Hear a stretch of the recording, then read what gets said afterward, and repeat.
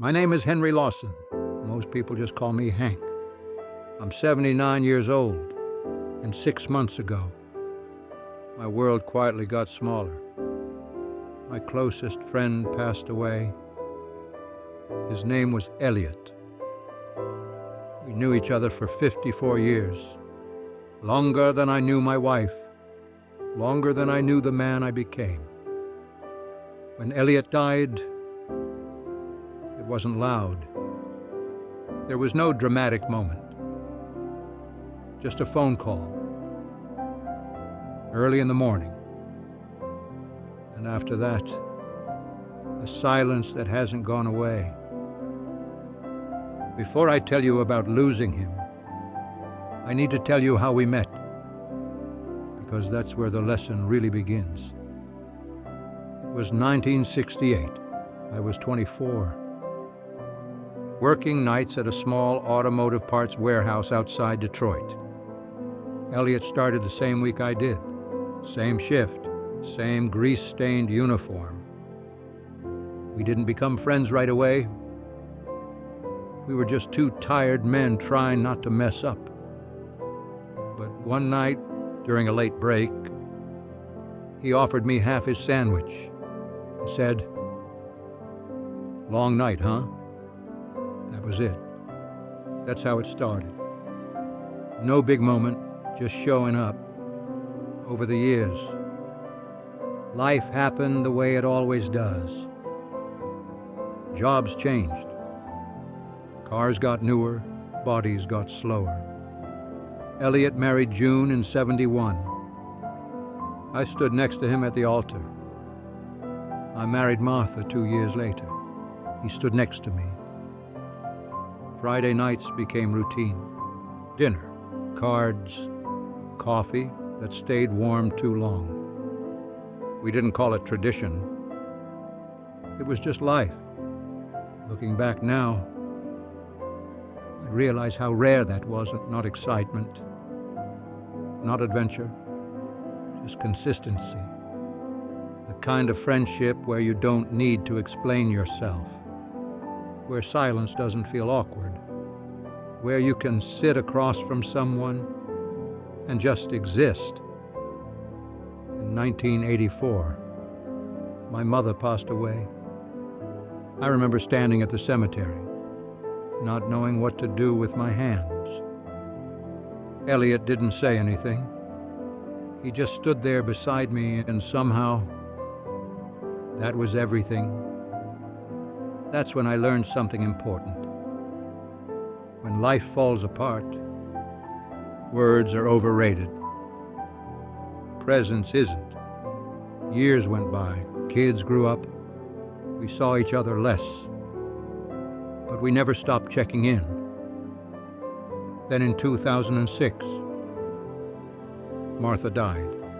Ovarian cancer, fast, cruel.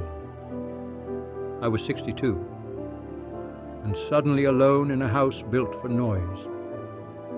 Elliot came over every morning for 3 weeks, brought coffee, sat at the table, let me grieve, without trying to fix it. After that, I changed. I pulled inward. Didn't answer calls, didn't want to be seen. Elliot didn't accept that.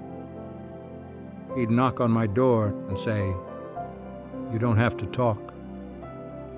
Just come sit." And I would, because he didn't give up on me. In 2012, June passed away. Heart failure. No warning. I found Elliot at his kitchen table, staring at nothing. I sat beside him. We stayed there until the sun came up. Grief recognizes grief. No explanations needed. After that, we created a rhythm. Breakfast every Wednesday. Same diner, same booth, same order. We talked about nothing important. Weather, old engines, the past. But it mattered, because it gave structure to days that could have disappeared. As we aged, memories became our currency. Stories we'd told 100 times. Names of people long gone. We weren't mourning the past. We were preserving it. Then Elliot started forgetting things. At first, it was harmless. And one day, he asked me how we met. The doctor confirmed it. Dementia. Early, but inevitable. The roles reversed. I became the one who showed up. Sometimes he knew who I was. Sometimes he didn't. But I came anyway. Because friendship isn't about being recognized. It's about being present. 6 months ago, Elliot had a stroke and I was with him in the hospital. When his breathing slowed, I held his hand.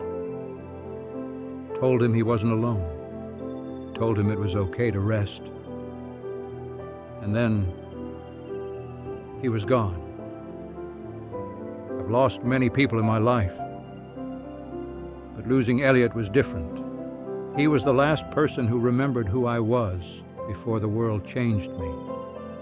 When he died, an entire chapter of my life disappeared with him. That's when it hit me. I always assumed we had more time, more breakfast, more conversations, more next week. We didn't.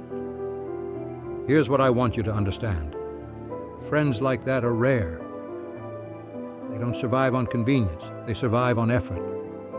They survive because someone keeps showing up.